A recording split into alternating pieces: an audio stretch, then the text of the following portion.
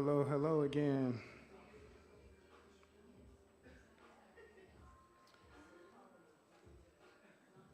Hello, hello. Welcome y'all to the Season Change Spoken Word Poetry Showcase. I am Derek Lee, artist, spoken word poet, here in Statesville, North Carolina. Can y'all make some noise for yourself real quick? So, my chat 1 2 1 2. Just a few things. By the looks of the Eventbrite, have a few missing people. I suspect that they'll trickle in. If they do, just kindly ask that you allow them some space to maneuver. If not, I'm happy with what we have tonight. Beautiful people in our audience here to hear some phenomenal storytelling. Happy Pride, y'all. In just a couple of weeks, we also have Juneteenth, so happy Juneteenth. Finally see y'all, right? Thank y'all so much for being here. Before we get started, just a couple of things. Again, I said earlier today, if you're not familiar with the venue, restrooms are straight through this entryway on the door to your right. If you're interested in some refreshments, I do ask that you kind of minimum travel while artists are on stage, but do transitions. Help yourself to some refreshments. As it pertains to drinks, again, operating on more of an honor code system, so the prices are listed on a sign. You can Venmo, Cash App, or just put your money inside of the tip jar. Am I missing anything? I don't think I'm missing anything, so let's go ahead and roll into it. It can take a lot for artists to get on this stage and share their art. For some people, this is their very first time sharing at this venue. For other people, tad bit more seasoned. Nonetheless, artists come with a bunch of diverse styles. So while some people might be more inclined to read what you might consider traditional poetry, others might be more expressive and just do straight from memory. The emphasis is here with the Art at Arts Council, there's room for it all, right? And we embrace everyone's individual style and how they choose to present tonight. And so I would want to make sure we greet and celebrate every single person. I wouldn't say it the same way, but uniquely as they make their way to the stage. So let's go over some foundation. Traditionally, you might hear what at a poetry show? That's cool. That's cool. By all means. Let's get some applause going. Now, this is a personal thing of mine, and I'm not even sure if she likes it, so that would be a point of clarity moving forward. But there's an artist in the room right now named Triniliciou. And sometimes I might drag out that final S sound. So can we get a little sizzle for her? If she hates that, feel free to let me know, right? But make some noise for artists as they approach this stage. Let's show them general love up to the stage, off of this stage. Again, these lights are bright. I cannot see you in that final row, but it takes a lot to get on stage, so let's make sure we're showing some appreciation and encouragement. With that stated, can we give a round of applause for our first artist as she comes to the stage? Donna is our first artist. Her voice is a voice for the vulnerable. She has a passion for advocacy through photography and poverty abolitionists. Let's give it up for Donna.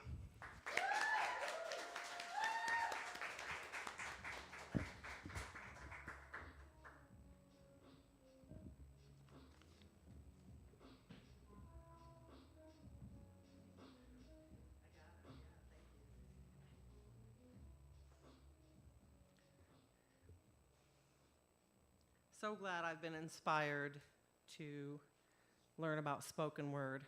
And as I heard another artist say at one point, it's cheaper than therapy. So I'll start right out. The roots of poverty are deep and wide, and like blaming a woman for sexual abuse because of what she was wearing, we blame the victims. Poverty is the penalty for an offense you didn't commit. It is not a personal failure or lack of effort, but an unmerited systemic sentence imposed on innocent people from birth. Some people think that the world is fair and just. You get what you deserve. So, of course, poverty is inevitable. This state of diminished personhood, which prevents the realization of full potential, exists because those people are just lazy. They should stop going to Starbucks and pull themselves up by their bootstraps. Just work harder. Easy to say if you are unbothered by scarcity. If you have enough to fix the refrigerator if it breaks, if an unexpected medical bill is twice what you expected, and you don't have to worry that you haven't gone to the grocery store yet. Round-the-clock worry, constant anxiety of not knowing if you will have enough to cover basics, one emergency away from financial devastation. If you're living in poverty, your future is invisible. Because how can you plan for the future when surviving this week takes all of your energy? The rich will say that they have worked hard to get where they are, yet the working poor must work approximately 2 years to make the same amount of money that their CEO makes in one day. I struggle to believe that the wealthy work that hard. Our apathy seems bigger than our compassion as we ask the poor to wait another 45 years for trickle down. I'm fed up with plutocracy. I will become a poverty abolitionist. The modern myths framing poverty as a personal failure are not accidental. They are deeply rooted in centuries of economic, religious, and political history designed to justify social hierarchies and protect wealth. But yes, let's blame a Starbucks latte instead of addressing a broken economic system. We don't want to fix the problem. It works too well for those in power. We can contribute a can of tomato sauce or a box of mac and cheese to make us feel good about ourselves. It feels like a living wage, affordable housing, and equitable healthcare are just a tornado of words without action. Are the people living in poverty invisible, or do they just not matter to us? After all, our lives are not affected. Has our empathetic response to human suffering taken a back seat so that the weight of the wealthy can rest squarely on the backs of the poor? Have you ever watched a clock in a hospital emergency room, just waiting for good news? This is what poverty is like 24/7.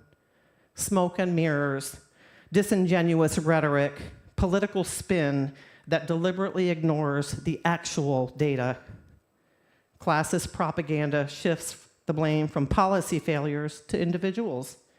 Convenient fiction. Sorry, we've read that book, and you're the crook. Measuring suffering in Starbucks cups and ignoring the rigged system.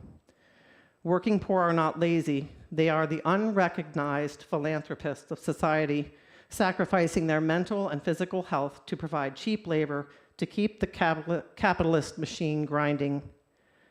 To eradicate poverty, we need to empower the poor, granting them economic and political agency to shape their economic futures.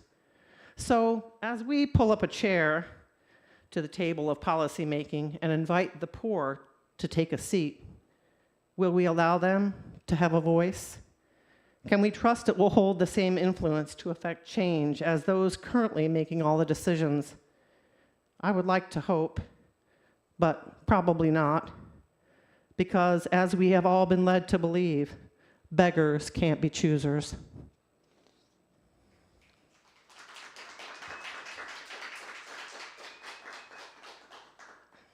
Do I have time to do my other one, Derek? I have 2 minutes.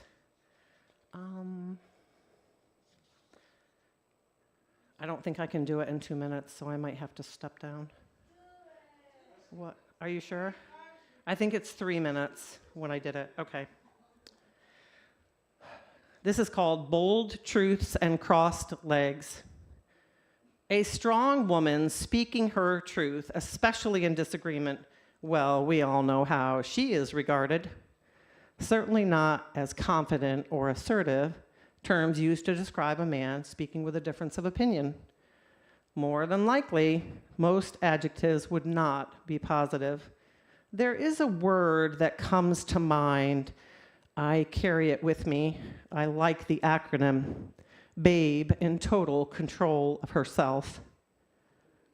But now, just imagine this scenario if you are a black woman, and sit with that for a minute. Let us be unapologetic, fierce, uncompromising when speaking, because women need to speak their truth. So I'm going to let my soft feminist speak her mind for just a minute. She has had to be quiet more times than she can count. Her understanding of the active, adaptive struggle to resist, survive, and rebuild in the face of systemic adversity is something she carries with her every day, and it is not what she wants to pass on to the next generation. The broom of inequality sweeps unpaid labor, gender pay gap, reproductive rights, and gender bias and medical diagnosis under a rug where those in power nail down the edges. So sorry, Margaret Sanger, but here we are again. All the struggles you went through in your mission to empower women with reproductive autonomy have been stripped away. I do not want to hear the rhetoric that individual states now have the full authority to regulate women's bodies. Let me state clearly, the rights of men do not change when they cross state lines. This shifting patchwork of laws is a facade. Don't dress that way, honey. Keep those legs crossed. Don't take up so much space, darling. Why have we been conditioned to always say we're sorry? The road to equality stretches for miles in front of us, but the roots of women's strength runs deep, and we are not broken. A determined woman is a force to be reckoned with, and we will not go back to a time where a woman needed permission from a man to have their own credit card. We have had to fight for so much, for so long. Put your pink hat back on and leave it on, baby, because here we go again. Will my future turn me into a suffragette? Imagine that. Will I fight the man in the woods and take the bear with me to fuel my rage? If there is a congressman in the woods, then I want to become like the bear, territorial and protective. My rage is born of disbelief and frustration that we are still here, facing uncertainty and vulnerability every election under shifting political landscapes. These issues should not be legislated. They are used to divide us and maintain power over us. I am taking the pink tax and throwing that under the rug where it belongs, while I continue to join hands with all my sisters. No more minimizing or dismissing, but courageously moving forward, holding our resilience and the knowledge that we've been here before and persevered, and that just makes us stronger.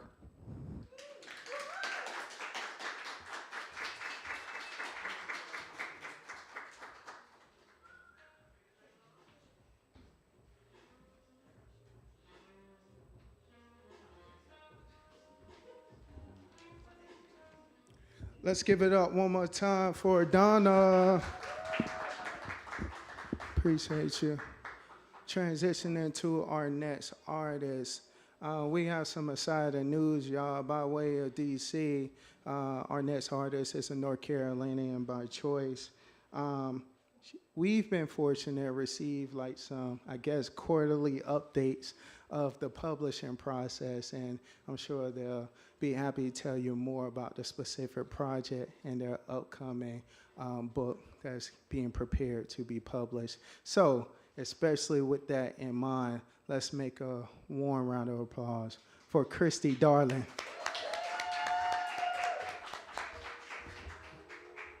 Thank you.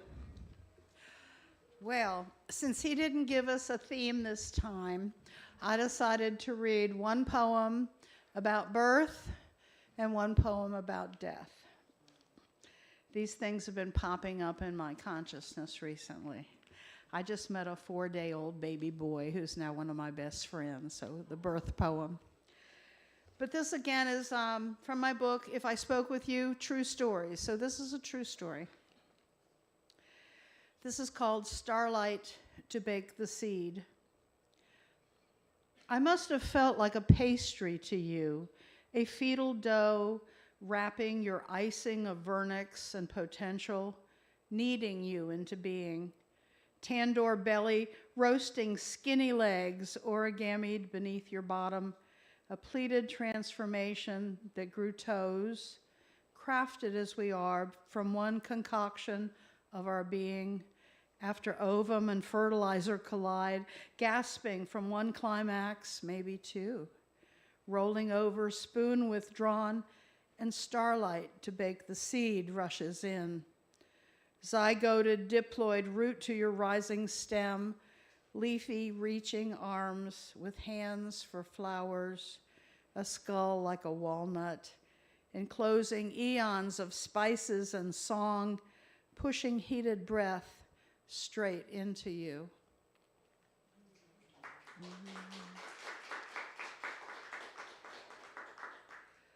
Okay. Oh, I just had it here. Daggone. This is a poem about, again, a true story.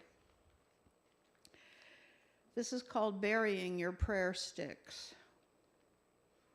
I walk into the woods to cast prayers for you, you beyond the realm of form.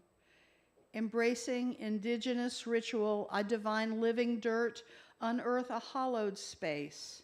It leads me to you dying in your sleep. Tears like fast erosion swallow my intentions. I hear the earthworms making waste between a rock's resting side. Curious witnesses watch. Emptied, I kneel in dead leaves, digging with my hands to clear the perfect place to place your prayer sticks. You are fixed now beyond the chant of love songs, streamy airways.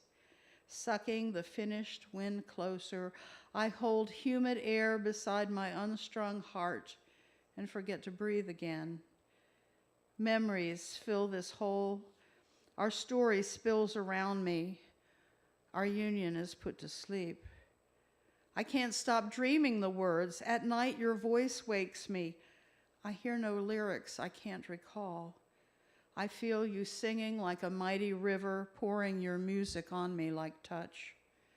At dusk, I plant these yellowed vines, dressed in ribbons of fear and yarns of remembrance, beneath the cold black loam, this winter's only wealth. There, in this plain ground, our seasons will compost. I want you to sense me, my heart wrapped around these roots as I graft our family's tender tree, calming the wildness. Gleanings from our life fertilize the hungry shoots that carry my future skyward. Sluicing silver white clouds, sleek black birds, the authentic watchers, caw into the wind. From their throats, your final amen. Thank you.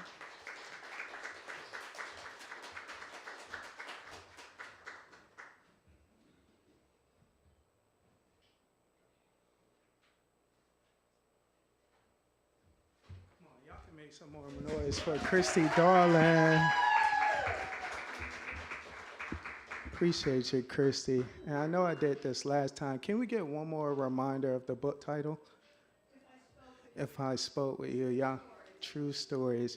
Y'all be on the lookout for If I Spoke With You by Kristie, darling, coming soon. Let's give it up for her one more time.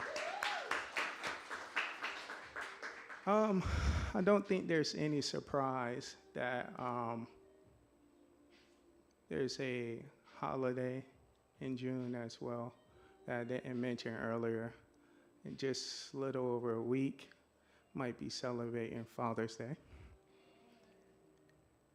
And I felt like we can't be in June without me taking my little stab at a couple of dad jokes. So here we are. All right, number one. Do I gotta prompt y'all to laugh, or do I need him to cue up a laugh track? Okay. I think we're in good space here. Why did the Scarecrow win an award? Because he was outstanding in his field. Thank you. Okay, y'all ready for the next one? Dad jokes. Why was the coffee afraid to leave the machine? Because it kept getting mugged.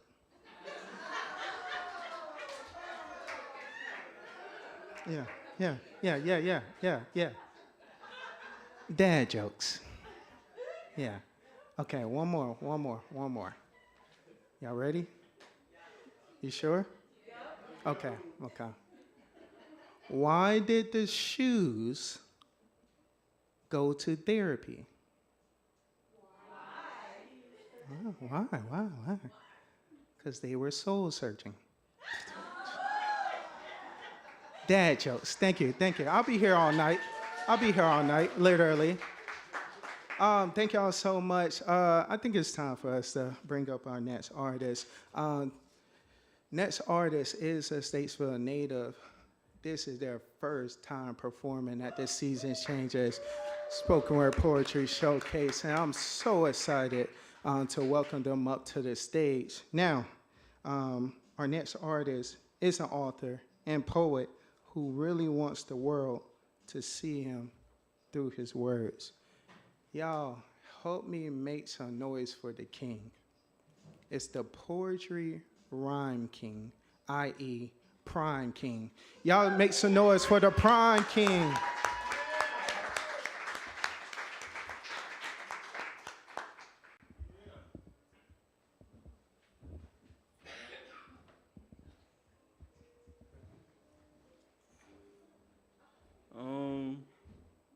Thank y'all for having me.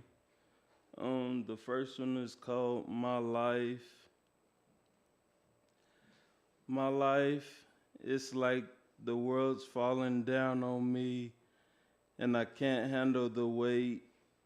It's like when my hero dies on me and I couldn't tell him to wait. It's like the ocean is sinking me down so deep and I can't handle the wave. It's like me being back on the streets on my way to an early grave. It's like everything I had has been taken away from me and I can't get it back. It's like the beauty lives inside of me, but I'm only focused on what I lack. It's like when my mom showed me what love really means, there's no in between. That's why I wear my heart on my sleeve. And if you get to know me, then you will really see that my love runs deep. My life, it's like happiness, growth, responsibility, hurt, pain, homelessness, coldness, but never cold-hearted, except to myself. But then my grandfather and mother left, and I became numb to anything. It's like I blame myself for everything. I bleed internally with guilt, shame, heartbreak, and pain. I'm an innocent man, but yet they throw dirt on my name. Another year, another trial, tribulations making me insane. I'm losing my mind constantly at war with myself. That is no mystery, trying to find inner peace, but there is no peace in me. Maybe a piece of me can one day be whole. We will see, but trust me, I doubt it, because most of my family is gone. So lonely is what I will be until again we meet at the feet of the Holy One. Whenever my God comes back for me to take me home, my life now, it's like stressful and peaceful at the same time. It's like the voices I hear going crazy when it's time to unwind. It's like having a scattered brain and peace of mind at the same time. That's what it's like with my life. Prhyme.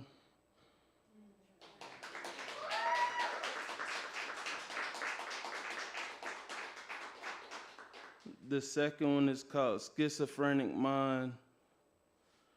My mind is surrounded by darkness, and as I am thoughtless, I dream, not about the past, but the future it seems to be haunting me. Schizophrenia is known for taking over. They say good versus evil. Well, I got an angel and a devil on each shoulder. They say a mind is a terrible thing to waste, but my mind seems to be wide open. And as I taste the sweetness of victory, I am hoping. My mind races back to the beginning of my life, being 4 years old, not knowing wrong from right. Over and over, I'm trapped inside my head. And as I am about free, I think that I am dead. I think of death a lot. I see things I'm not supposed to. So I wonder what to do. Schizophrenia is no joke. And as I hope to get over it one day, I know the truth lives in the eyes of the beholder. And the things my eyes have seen, I wished I wasn't sober. My life is a nightmare, and sometimes I myself get scared. But then I'm aware of things that are not even there. Sometimes I feel my life is a horror film, and I'm the main character. And then it's a romantic comedy, and I'm sane enough to marry her. But being schizophrenic and bipolar, your mind is never your own. And having knowledge of them both gives you a place to call home. Knowing the truth about yourself gives you a chance to be at peace. So for 1 second, think to yourself, where would you be if you had a mind like me? Prhyme.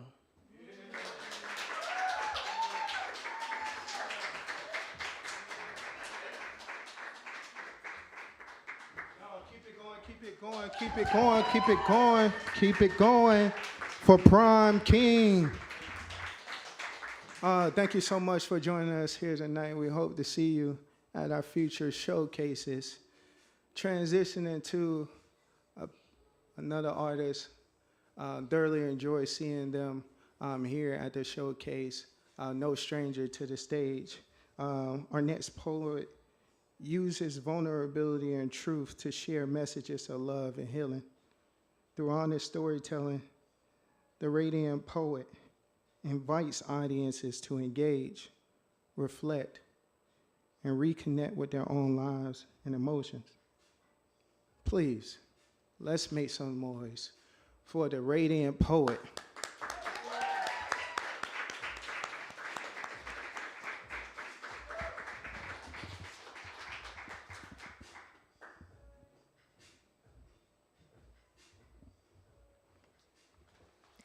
Hello, how are we doing? All right, let's see. So, I'm self-publishing my third book. It'll be ready next month. Thank you. So I thought I would share a poem from the book.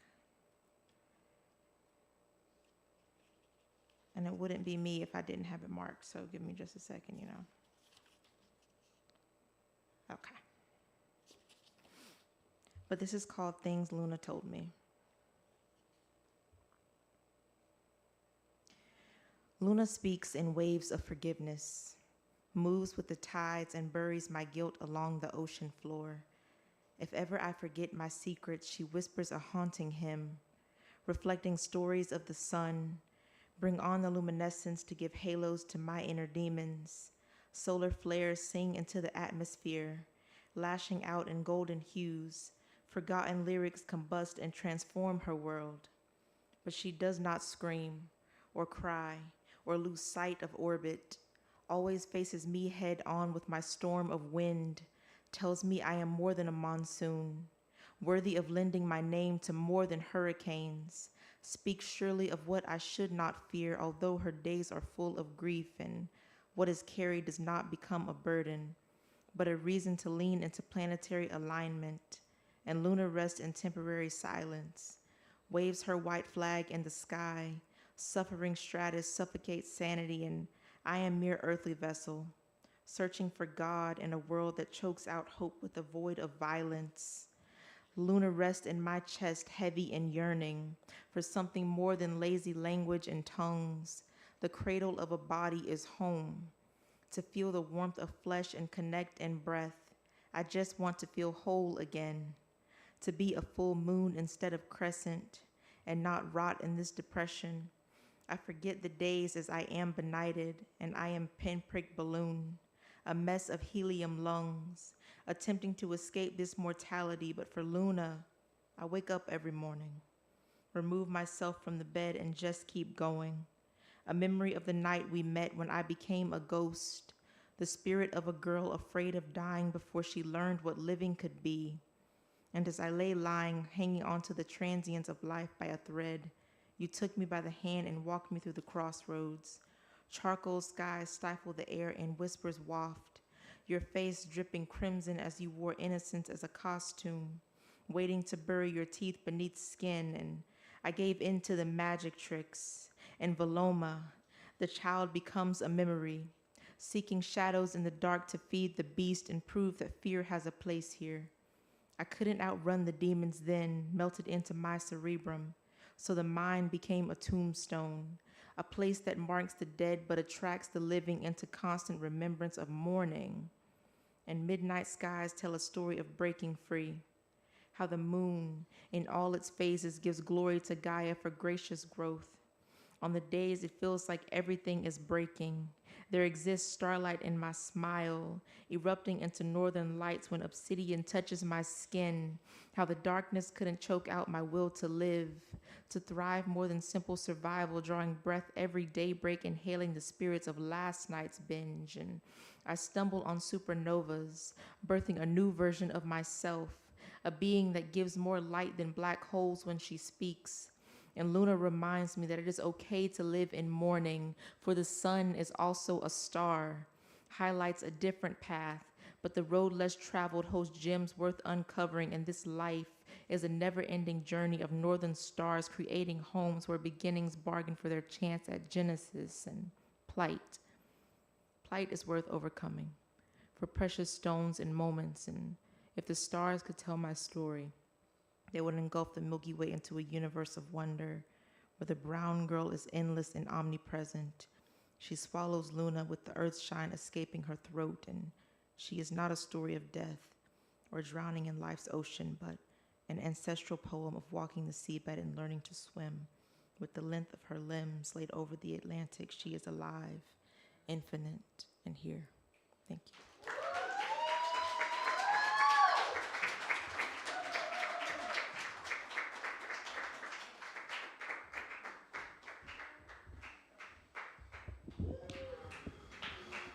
Let's give it up one more time for the radiant poet. Can we get a reset real quick? Just a quick, deep, collective breath. Inhale, exhale,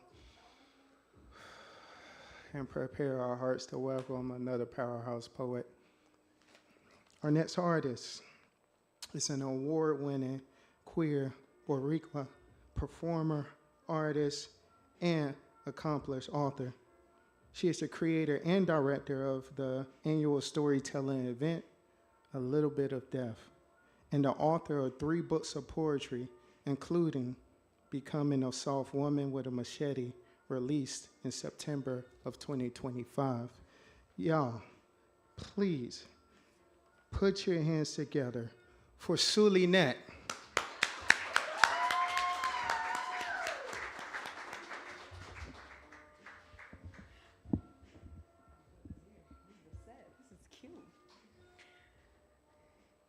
So that we're not strangers, on 3, everybody tell me your name. 1, 2, 3. Okay, great. Now we're not strangers. This first poem is about my name. And then I'm going to let you decide what the second poem is going to be. My name wasn't meant to be said by lazy tongues. My name is a 3-syllable acrobatic feat that determines whether or not I can begin to trust you. See, if my name is something you can't speak, that means I don't with you. Yes, it was made up by my mother, but plot twist, Billy and Becky, all names are made up. Insulting my name by trying to alter it means you're insulting my mom, and you don't want this problem. Does your name, mean anything? It was bestowed upon me with the responsibility to give it a definition. My name will not be confined by your dictionaries. You will not bring English ships to the island of my identity to colonize it. Zulynette, I don't even know what that means. No one knows what it means, but she's provocative. She gets the people going. My name wasn't meant to be said by lazy tongues. It does not roll off of the tongue easily to accommodate your fragility. It is gritty, coarse Chicago brick, a heartbeat. My name is a vocabularic rebellion, an F-U to English and to Spanish. Mi nombre es la luna y el sol y bomba y plena y capicú y café y la tierra de Borinquen. My name wasn't meant to be said by lazy tongues. It questions the root of why some names are dubbed ugly, ghetto, difficult, and other names more beautiful, more professional, more traditional. To who exactly? Exactly. I'm not sorry that my name isn't slathered in mayonnaise. Mi nombre es un caldo viejo de sabor, un paquete de sazón, un poco de adobo y un poquitito de sofrito. Let the flavor of it suffocate you. Listen, I get it. Some of y'all ain't used to seasonings. So allow me to reintroduce myself. My name is Zulynette, and you may call me Zulynette. Thank you.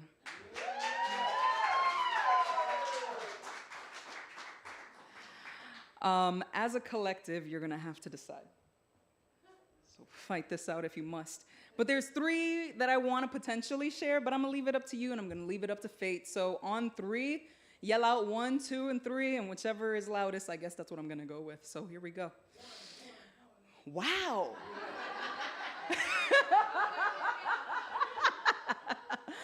1, 2, 3. All right, here we go. 1, 2, 3.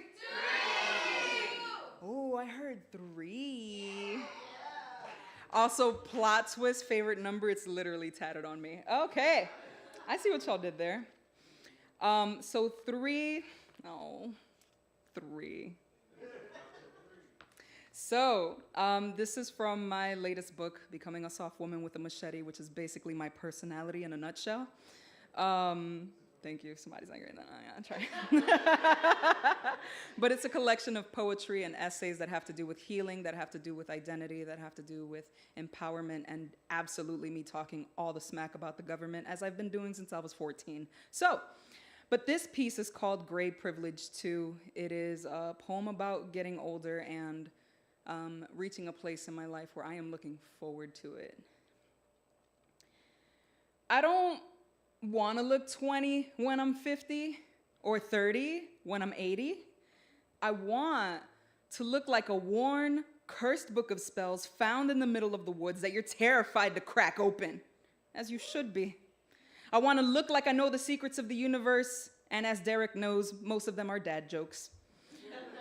I want to look like I will simultaneously tell you how very important you are, how precious you are, and you better straighten up your tie when you're talking to a woman like me.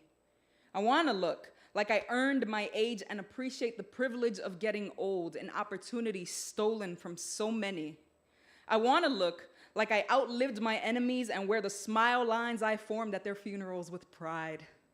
I want to look partly inviting, vaguely threatening, and all wisdom. I want to look like a geriatric journal of embodied joy with jawbreaker confidence. I want to look like how I feel, which is I don't care. I don't want to be of a certain age. I want to be certain I age like a star running towards supernova status. I don't want to look 20s, young, frail, and unsure. I want to look as rooted as a wild fig tree and still sway like a palm tree in the empty wind of anti-aging cream commercials and facelifts. I want to look like I hold conferences with those on the other side. I want to look like time itself comes to me for tarot readings and life comes to me to get her palm read. I want to look like Death and I have morning pomegranate tea on the balcony, and I keep telling her to postpone our more formal, inevitable appointment. And that, my friends, cannot be had with young age. Thank you.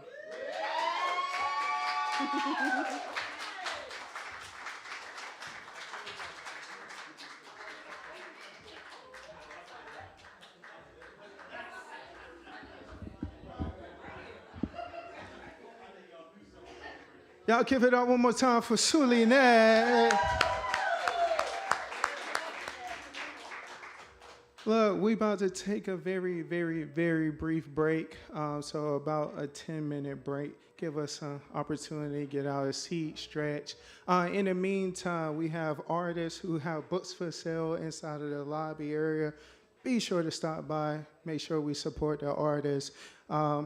It is currently 8:11. I will see you at 8:21. Thank y'all.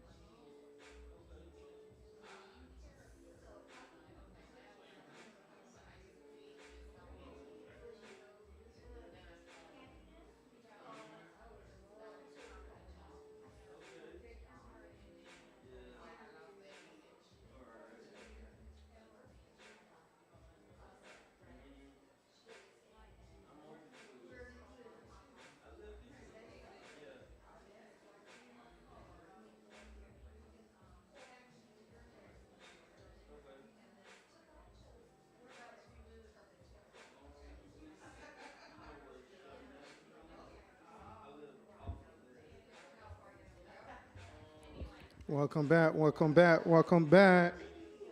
Hello, hello, hello.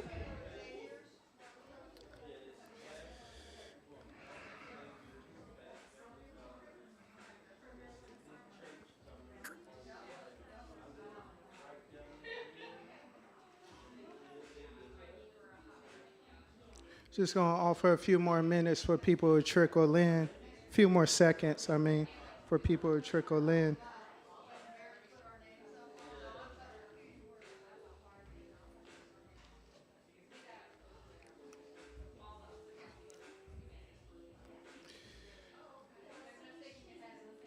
If you enjoyed yourself so far tonight, can y'all please put y'all hands together? Make some noise for all of the artists who've gone through the first segment of our show. We have a special treat for y'all tonight with our feature artists who will be performing and a few poets down the line, but just want to show some love and keep the energy up for our upcoming artists who are set to take the stage. But prior to doing that, I just wanted to know if I have permission to share something that no one other than my wife and sister has heard. So, brand new piece, never shared it anyone else, never performed it, barely read over it since I wrote it. And so, very much of exclusive. But in honor of June, I just mentioned Father's Day. Figure I'd bring this one out. Every Father's Day, society praises men who are active in a boy's life. We don't speak against our fathers who are present, but subject their sons to cruel punishment. I was convinced my father didn't love me. I graduated from basic chores to bi-weekly torture, forced to labor in our yard as my skin became a raisin in the sun. For so long, found it hard to forgive my father for all the early mornings he drugged me out of bed just to cut the grass. Until 13, as hair appeared in places that were previously bald, I took it as a sign to put away my childish things, exchange my toys for tools. Cutting grass was my first hustle, and these days, as baldness appears in places that previously had hair, I fear I'm transforming into my father. Finally, I understand the feud between him and the man next door. Though the stakes are low, there's no beef realer than two egos secretly competing to prove whose grass is greener. Now, as the head of my house, I'm thankful for what my father taught me, the value of hard work. However, when an older gentleman stated that a boy can't become a provider if he doesn't know how to cut the grass, I was confused by his metrics for manhood.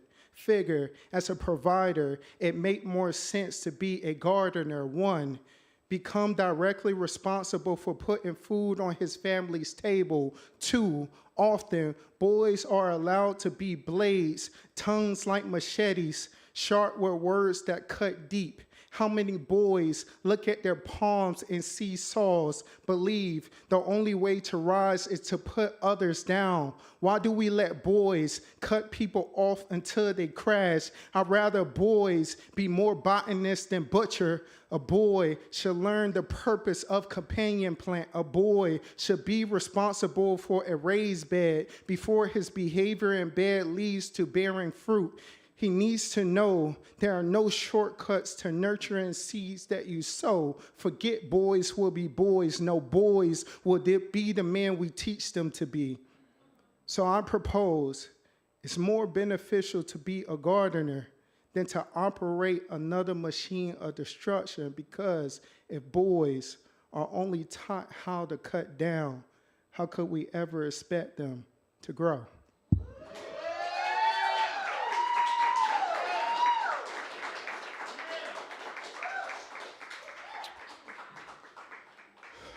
And I think along the journey of boyhood and that transition into manhood,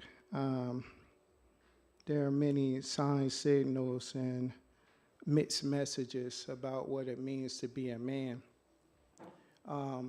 In in honor of Men's Mental Health Awareness Month, I figure I offer a message that's often missed by many now men, formerly boys, about taking on and burdening things alone.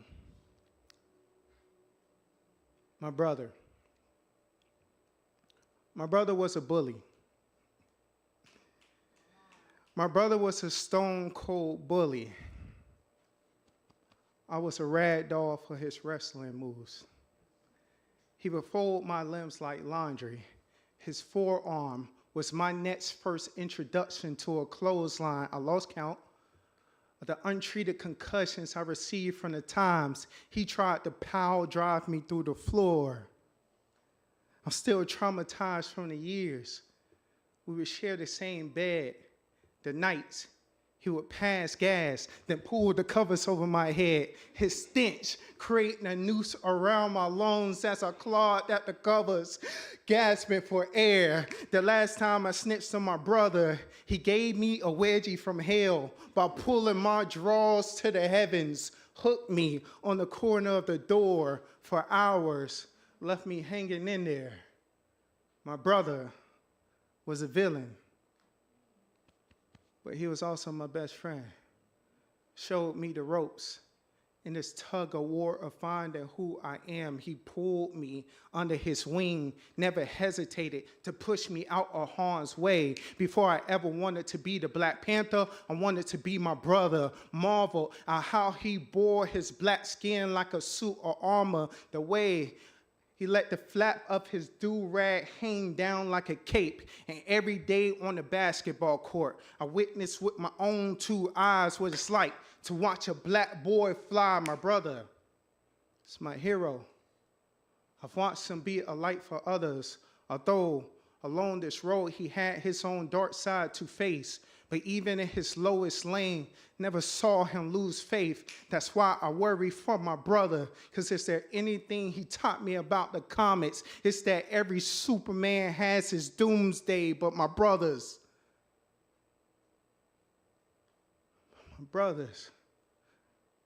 concept of strong is so broken. He would never fix his lips to ask for help. Whenever I would walk into his room and ask him how he's doing, he would say, "I'm hanging in there." I knew it meant he was hanging on by a thread. His mouth remained stitched, eyes embroidered with pain. He'd been hanging in there so long. I watched my brother lose his drive, but I refused to let him release his will to live. Always trying to be the man of steel eventually takes a toll, especially when trying to navigate alone. So I remind him that's what the super friends were for, my brother. On your dark nights, I will be your Batman. Yes, we joke about his lack of power, but whenever it's time to remove the mask and just be human, that's something Bruce can do that Clark can't, my brother. I'm here to hold you down. As kids, you were stronger, but we're older now, so yeah, heavy is the head, but little brother's here to help you hold your crown, because I'd much rather make room for my brother's burdens than to ever walk into a room and see him hanging in there. Thank y'all.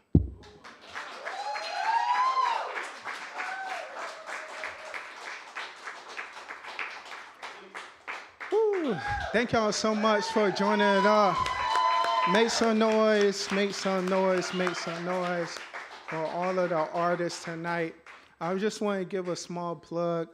The executive director of the Art and Arts Council was not able to be here tonight, Cindy, but she brings well wishes and greetings. They're currently working on some phenomenal stuff going into the fall.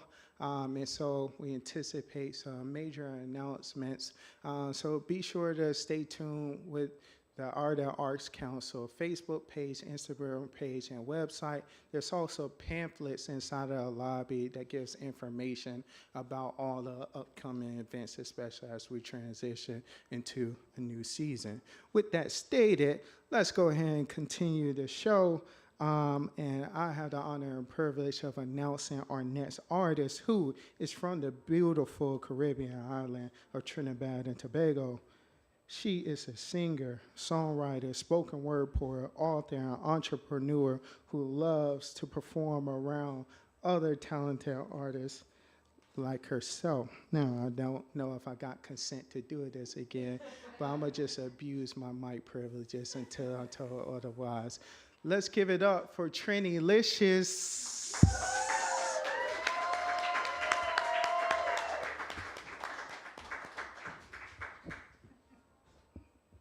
I always wanted a brother.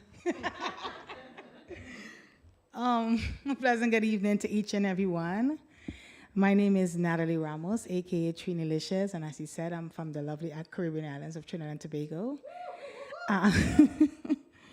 Oh my God, there has been so much beautiful performance tonight, and I applaud you guys. It takes a lot, as he said, to get on stage and to do what we do, so I'm glad you guys are enjoying it.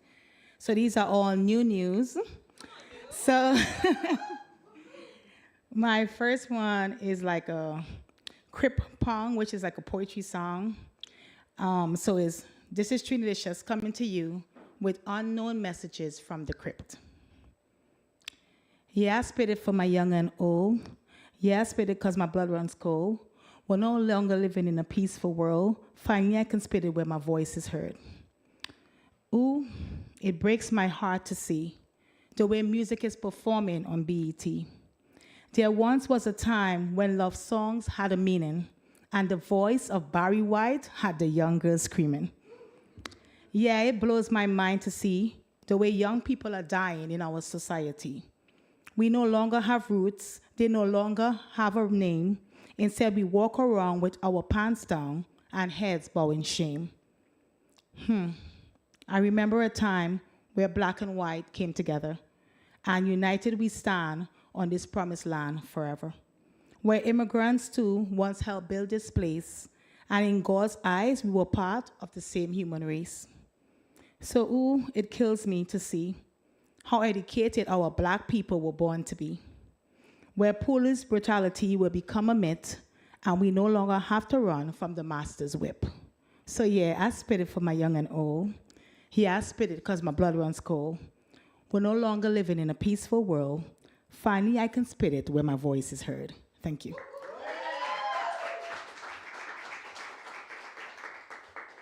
And as you say, Father's Day is coming up. So kudos to all the fathers, stepfathers, granddads, etc. So this poem is for fathers.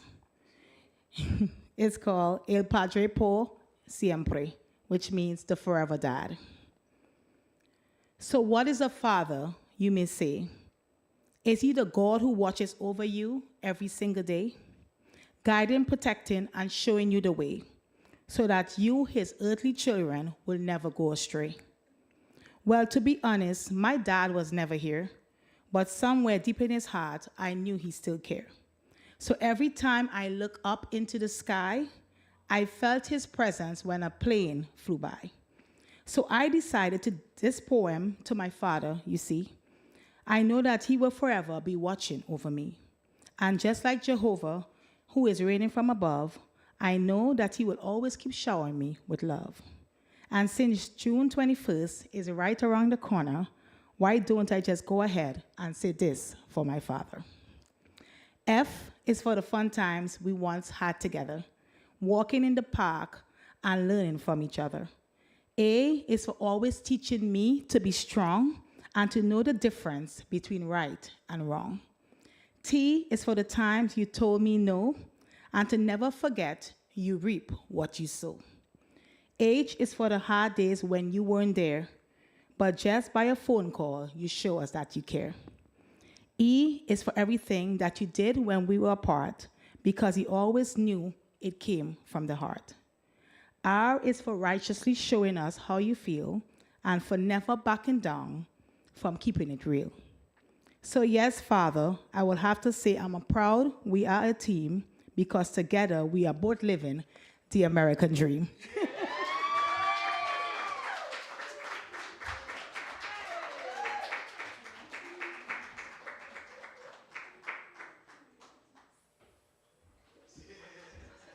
Y'all make some noise for Triniliciou. Yeah. We're going to keep the show on a roll, introducing our next artist. Next artist is a poet, writer, spoken word artist, advocate, and professor. Originally from Charleston, South Carolina, she has been performing in Charlotte since 2016. Her poetry consists of hard truths, strong emotion, and navigating through life. She is deeply influenced by her identity as a daughter of an immigrant and multiracial background. Y'all, please help make some noise for Cheryl Peace.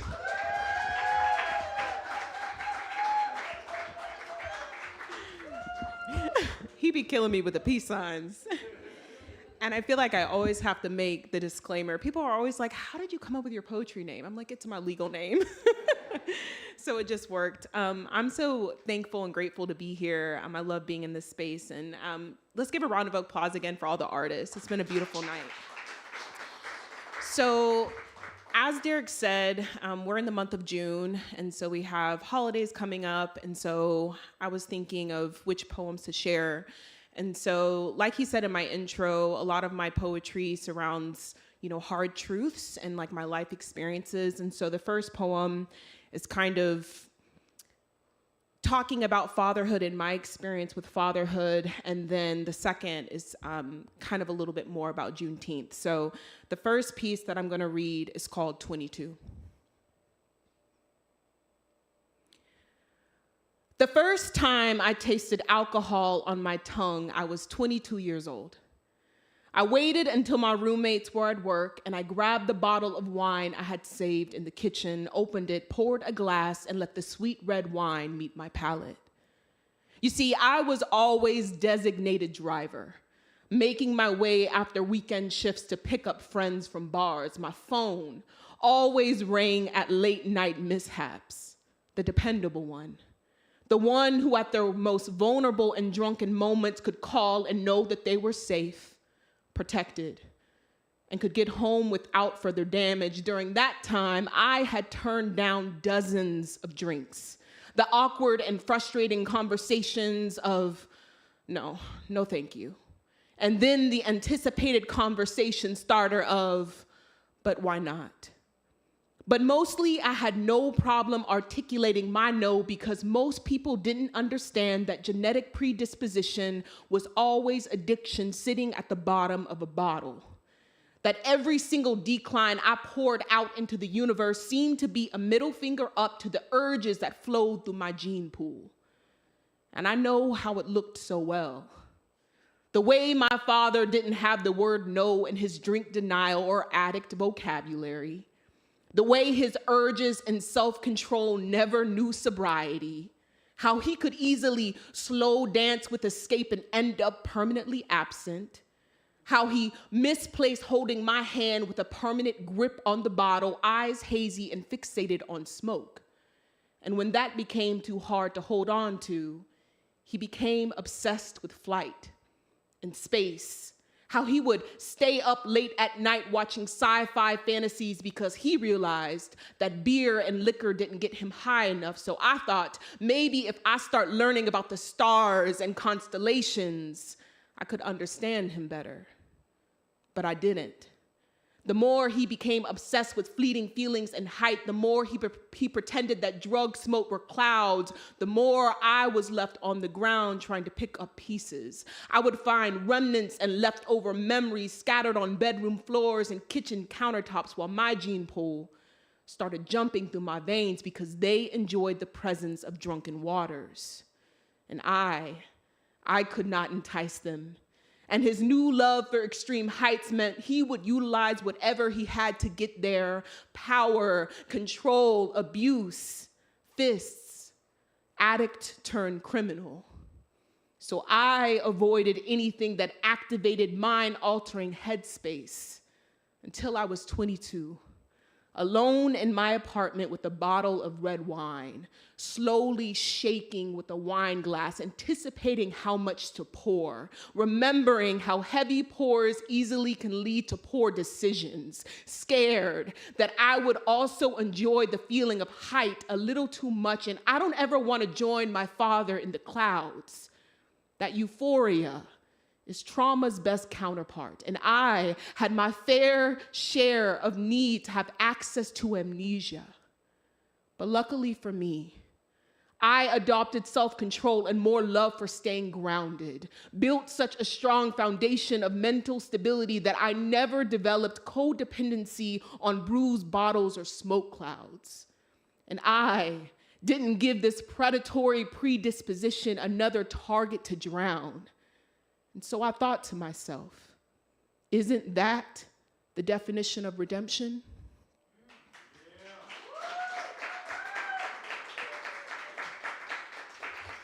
Thank you. Thank you so much. So I recently, about a month or two ago, went to an event where we were at the Beckler Museum in Charlotte, and we were given prompts based on the art exhibit on each floor, and then we did writing sprints. And so there were two prompts that really inspired me. So the first, explore the feeling of being judged without understanding the charges against you. And then two, the inner battle to become our ancestors' wildest dreams. And so I combined the two, and I made kind of a ancestral Juneteenth type of poem. So this is it. Incriminating DNA runs through me, taken into custody for crimes unknown. Maybe it's the remnants of abuse from my father. I always wondered if I would be immune to his fallen fists that often met the cheeks of lovers and the ones which he helped bring into the world, or if I would be branded by blood. I wondered if this is what it felt like for my ancestors to be captured, thrown into chained cells as they were told their existence itself was mere criminal. No explanation of why they were stripped of all rights and ways to belong to the world that they helped create. All eyes in the courtroom pierced through my skin.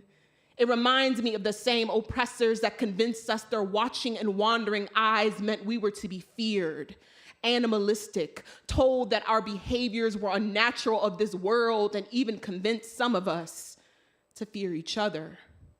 So what does a person do when they've never seen mere justice? Instead, utilized as a guinea pig of persecution and prosecution, most people don't even flinch when we yell out, "We've been wronged." You see, the one who holds the gavel once held the rope. They're just better at disguising it. I am the daughter of an immigrant and descendant of slaves. My third great-grandmother was an Etowah woman taken from her tribe and forced to have 9 children with a slave owner. I think of her often. Last year, I hiked 125 miles, found myself drawn to nature, the trees, mountains, and hills. I wonder if it's her living through me, putting me in position of sun, extending mountainous moments into my atmosphere, opening up pathways for me to be free, drawing me back to my ancestral roots where we knew nature and spirit were one of the same. I wonder if the life that I'm currently living is her wildest dream or a summoning to come back home. Thank you. Thank you so much. If you want to follow me on social media, my Instagram is Cheryl Peace. It's CHERYLPEACE. Thank you all so much.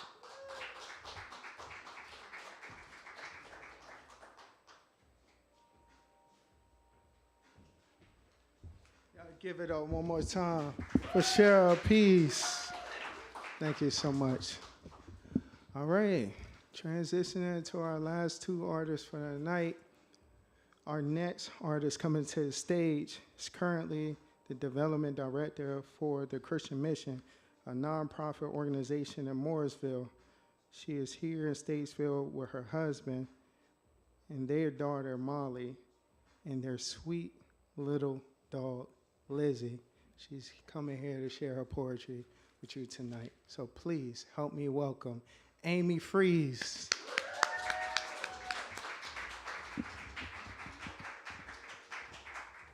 Yeah, that's good, thank you. I have to mention my dog. If you have a dog, you understand. So I have two pieces tonight, and as everybody knows, they're never finished, right? You're always working on them. So these are kind of that way, but I wanted to read them tonight. The first one, if you like the story of footprints, you know the story I'm talking about, the one set of footprints, I carried you. If you like that story, I'm really sorry. I don't, and I never have. And this poem kind of points to that, so if you like it, again, my apologies. Anyway, so this is called Footprints Revised. I've never liked the cliche, the one you usually find appropriately affixed over the toilet in your mother-in-law's bathroom. When you saw only one set of footprints, it was then that I carried you. I wish I could like it. I wish I could believe it, but I can't. There has to be more to Jesus than shapeless, shifting sand. There has to be more to Jesus who only carries me when I need help. Part 1, Jesus' childhood. And they laid him in a manger. Then Mary and Joseph counted 10 little fingers and 10 little toes. And they adored that newborn scrunch, legs and feet curled all the way to his face. And next, his first steps, Mary leading Jesus by the fingers until he got the courage to let go. Did she clap and scoop him up at those first few stumbles, one proud mom? And when they were hiding from Herod, was Mary playing This Little Piggy during diaper changes? Part 2, Jesus' ministry. It's estimated that Jesus walked 3,125 miles in his ministry, rubbing blisters mile after mile, poking holes in the raised skin, pulsing pus to the surface. He healed the lame, crippled feet, and broken legs. They were up walking, jumping, and praising God. His were the same worn feet at which Mary sat while Martha cooked and washed the dishes. Part 3, Jesus' death and resurrection. Like a slave, he knelt to wash the disciples' feet, the feet they would use to run away. And on the cross, his feet were nailed, splintering fragile bone and spewing sticky blood. With his last breath, he is now the one carried, one set of footprints. But after 3 days, he stands up on those dead, made-alive feet to walk out of the grave, footprints on solid ground.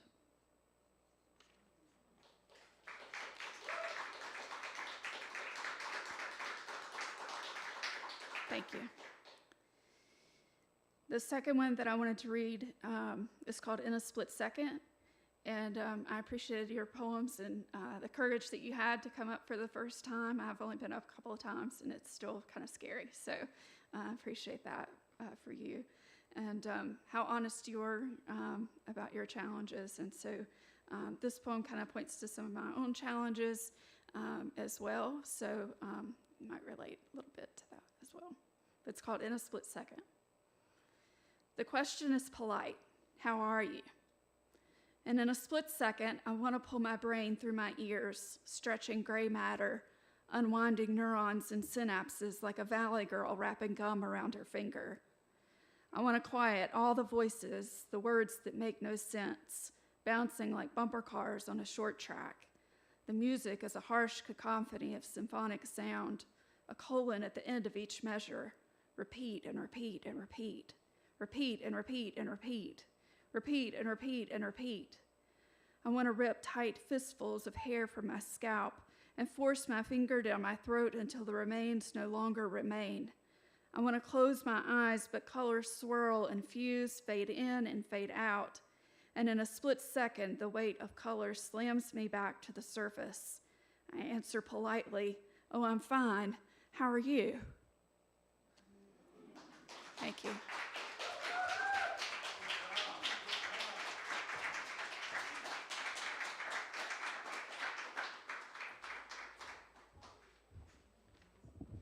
Give it up, give it up, give it up for Amy Freeze.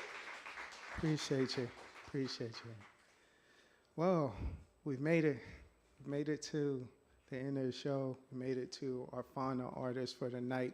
If you're not familiar with the structure, we have a lineup of showcase artists and typically complete what we identify. Words, y'all, words. I'm trying. I'm going to start from the beginning. If you're not familiar with the structure, we have a lineup of showcase artists completed or in it, rounded out. Words, y'all, words. We end the night with what we identify as our feature artists.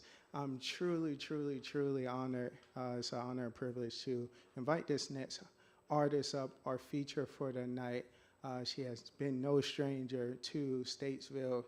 The seasons change. She's performed here at least 3 or 4 times. And so it's a true honor and privilege to bring her to this stage for as the feature artist tonight. Helen from Rocky Mount, North Carolina. Bridget is a slam champion, nationally traveling spoken word artist and author whose powerful performances have captivated audience across the United States. Known for raw storytelling, emotional depth, and commanding stage presence, she blends poetry, lived experience, and literary artistry into forgettable performances. Tonight, Bridget serves as our feature artist. She's a friend of the Art and Arts Council. She's a friend of mine. And again, it's truly a privilege to welcome her to the stage. So can y'all join me putting a big round of applause together for BPoetic.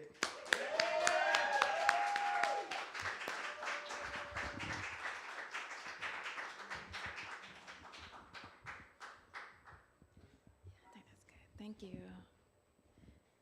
Ardell, what's up?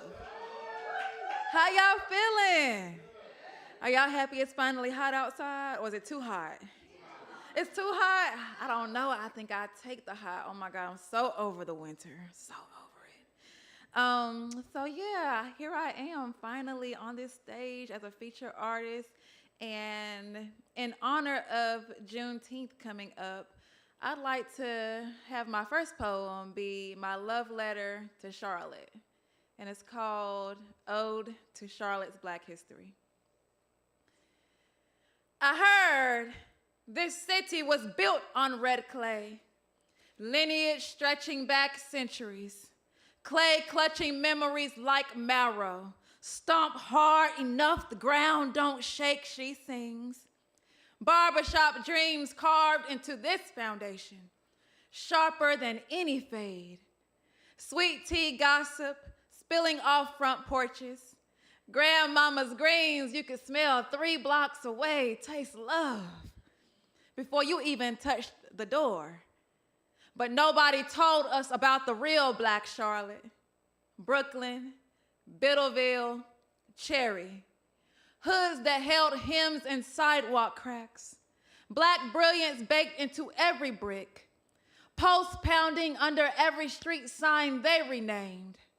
Wrecking ball kissed her crown with violence, cracked her shine, buried the shards beneath boulevards and had the nerve to call it progress. But this red clay still hums, still remembers, still roars.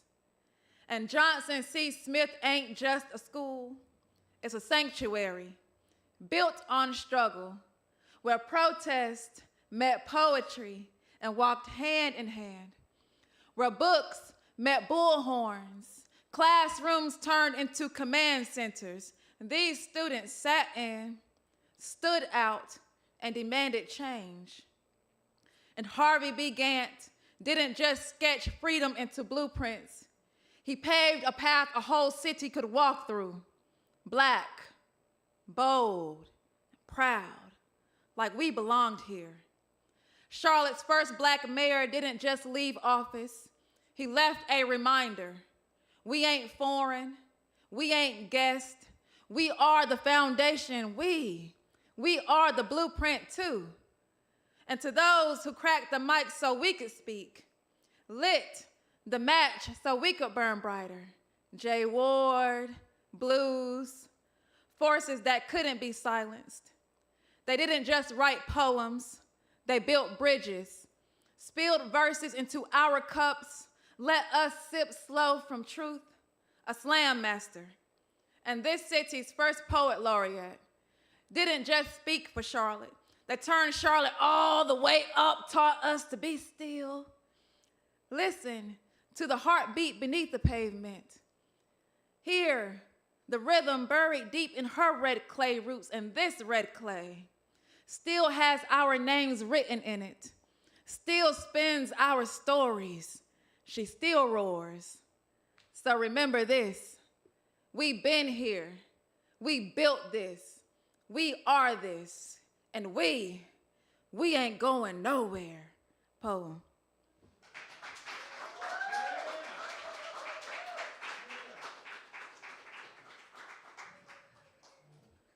All right, I hope y'all enjoyed that one.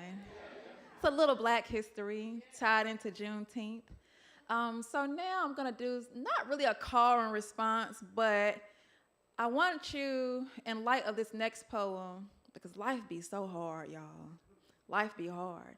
And I understand that not just myself, but we all go through things. So if you could, for me, if you can find someone in the audience, I want you to repeat after me. Chin up, chest out, head high. You got this. I thought faith was supposed to feel like peace until my knees buckled. And every time I stretched my hands out to heaven, life shot down another burden that cut my oxygen. No air left in my lungs to breathe, broke my spine in two. Tasted the blood of unanswered prayers on my tongue, my thoughts turned into a game, and the devil never missed his shot. 6 months into last year, and it was beginning to feel like hell. Seems like my scales have forgotten how to tip toward grace. See, the bills stacked up like the same odds that were against me and showed no mercy. Depression knocked on my front door and made my house his home. Anxiety strapped up her heels and marched on my chest like a riot that would never end. My hallelujahs bent all out of shape.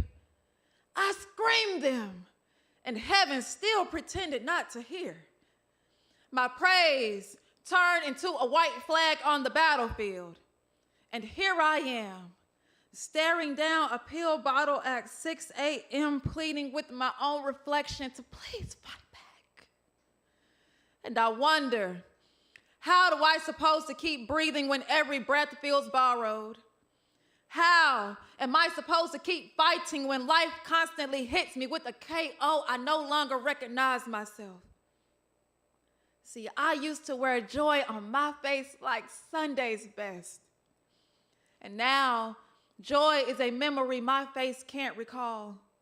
And I'm unsure when my reflection turned more obituary, when the mirror started writing eulogies in my own breath, when I started surviving more than living.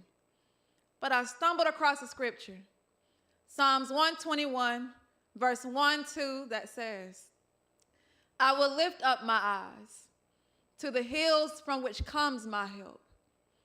So I looked, eyes heavy like levee, vengeance swelling all in my chest, rage all in my thoughts. I asked, why me? A voice whispered back and said, why not you? You were built for this. Said, I knew your name before you ever knew who you was, a champion, built for chaos. Said you were meant to walk through the fire without smelling the smoke. Said to sit at his right hand and let me make footstools out of what tried to bury you, and every piece of shade thrown would be my shelter. Said vengeance was never mine but his, and I didn't need to sit across the board because he'd already called checkmate.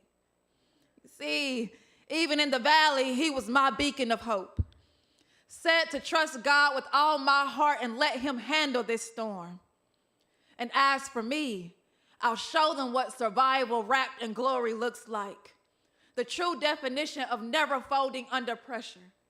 To keep my head up, my crown upright, in a cemetery full of doubt, and just like that phoenix, I rose from the ashes and called it resurrection and peace.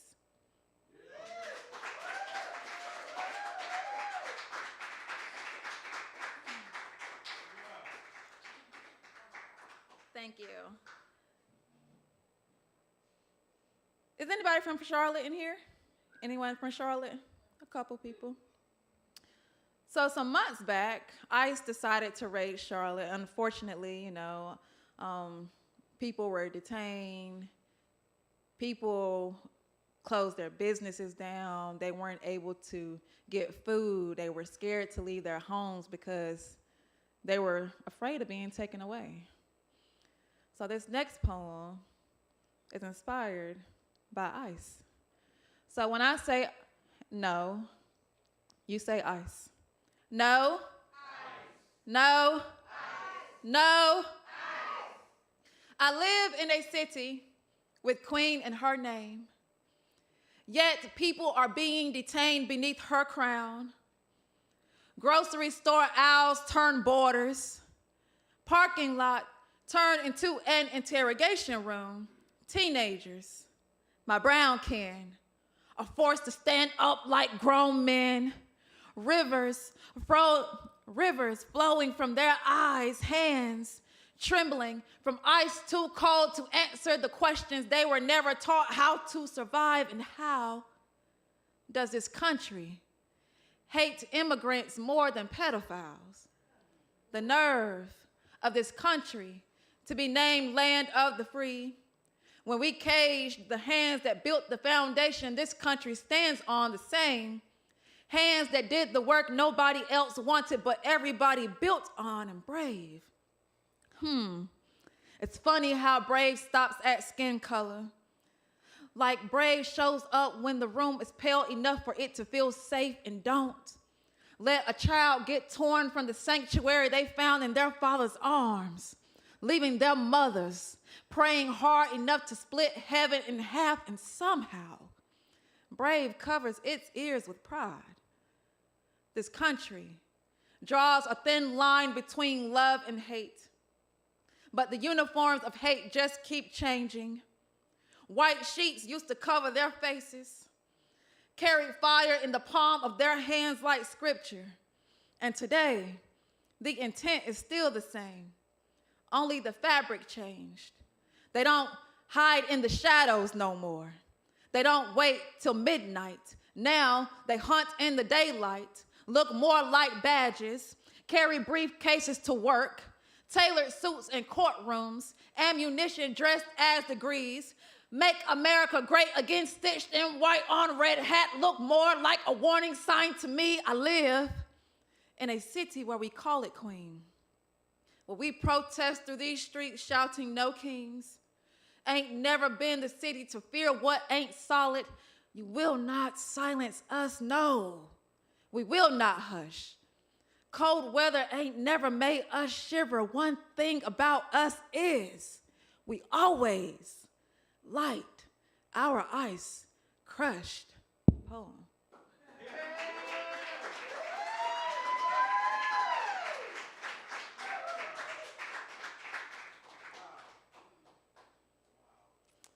Y'all ever been heartbroken before? It's not fun, right? It's your favorite. Oh my goodness. Whew. You gotta be tough. 1 Corinthians chapter 13, verse 4. Love is patient. Love is kind. It does not boast. It does not envy. It is not proud. But nobody warns you that loving someone unhealed feels like a generational curse that had nothing to do with your bloodline. Nobody warns you that heartbreak can be handed to you like heirlooms, passed down from their past into your present, wrapped in the language of love, but loaded like a weapon with a clip full of broken promises. And I loved you over and over and over. And you broke me again and again and again. And I stayed because I believed in the potential of who you could be, instead of accepting the actions that showed me who you really were. But you never showed up. And even when you felt like fire beneath my feet, you were still another woman make a mockery of my pain. Invite her into the safe space of our home. Turn my secrets into entertainment for the shade room of your ego. There were nights I cried myself unconscious. There were nights I drowned in a moving ocean with no life jacket while you watched me sink and called it love. And you manipulated me, called my intuition crazy, named my pain emotional. But the truth kept rising so high it couldn't even sink inside a drunk man's sorrows. And I've tried pulling myself out of it, whispering to myself to stand up, like a promise to myself my voice couldn't keep, because deep down I knew I deserved better. And loving you was never supposed to feel like losing myself. So I had to look in the mirror and remember exactly who I was, to say, stop playing with me, like I ain't the one, like I ain't her, like I ain't a diamond built from pressure, a Proverbs 18:22 kind of woman. Strength and honor on me like Proverbs 31:25.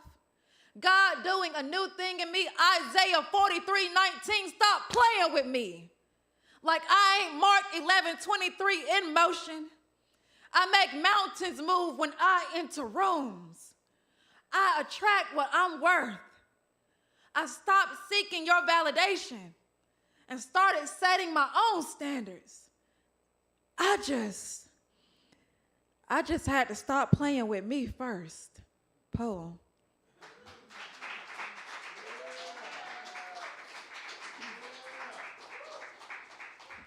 We got any educators in the building?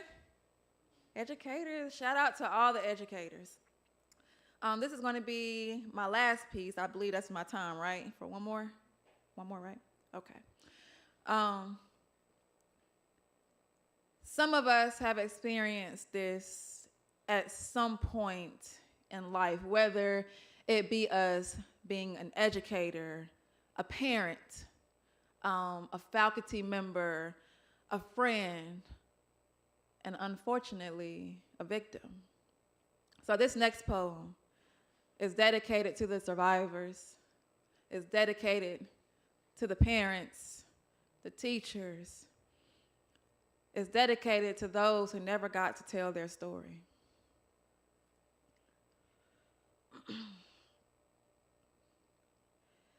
Good morning, students. Today is Hell Day. And we all know what that means. Another drill, another code red, another practice run for a nightmare on Elm Street. So sit up, give me your undivided attention, because this ain't your regular morning announcements. This is the wake-up call before the alarm, the thunder before the storm, your final notice before eviction. This is how we became angels before we ever got to live. Before first period begins, we are told we are safe. Right after the Pledge of Allegiance to their flag, you know, the one that says indivisible, until a shooter runs up in the school blasting, bodies turn into slumped over backpacks riddled in bullet holes. Soon to find out this will be the last roll call. Homeroom turned massacre. We never had to audition, but was casted anyways. Quickly learned how to pay more attention instead of clock watching. Passing notes turned into plan Bs we never wanted. And our names would be whited out before we ever got the chance to write them one. Columbine 99. 2 students will walk into a school, hate in their hands, leaving 13 students being carried out in body bags. 2, Virginia Tech, 07. The subject was math, and how 32 students would calculate y equals mx plus b into escape routes before being sent to heaven. 3, Sandy Hook, 2012. Breaking news would be displayed across our TV screens. Childhood dreams severed. Smiles turned into pale faces under white sheets. We called it a tragedy. 4, Uvalde, 2022. 1 hour, 14 minutes. Let that sink in. The chariot would arrive, but it would be too late because these officers counted minutes like calories, and these children's names would be written off before the school bell rang. Delayed response turned execution, and no child should ever have to play dead in a place they should feel protected. So we locked the doors, blinds are closed shut, and we wept silently in a corner behind our teacher's back as if she could shield us from our fate.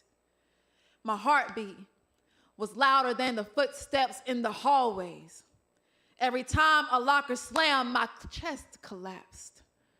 Shells danced on the floors, and the bullets clapped louder than any applause.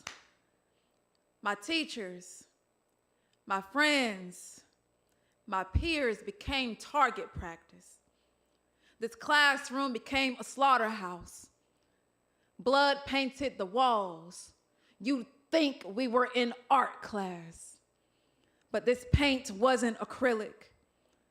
But this classroom became a canvas of dead children painted in red the entire world would soon see. So tell me, when does the body count reach its quota? How many more lives exchanged for the right to bear arms? Never made it to a graduation speech. It turned eulogy as soon as their futures became as bright as the sun. I did my daughter's hair that day. We laughed together. We prayed. I fixed her favorite snack. I wrote a cute note that said, "Chin up, chest out, head high. You got this." I knew how to fill out a permission slip, but no one has ever shown me how to pick out a casket for someone who still believed in fairy tales and happily ever afters. Poem.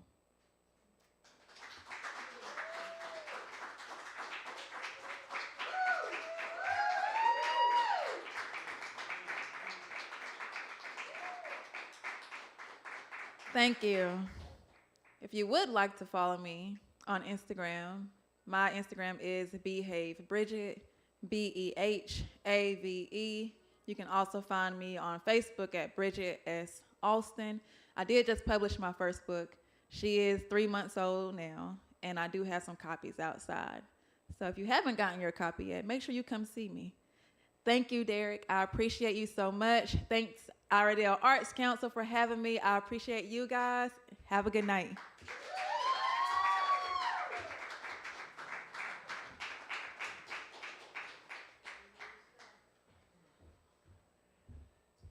Let's give it up one more time for BPoetic. And make some noise for yourself for joining us tonight.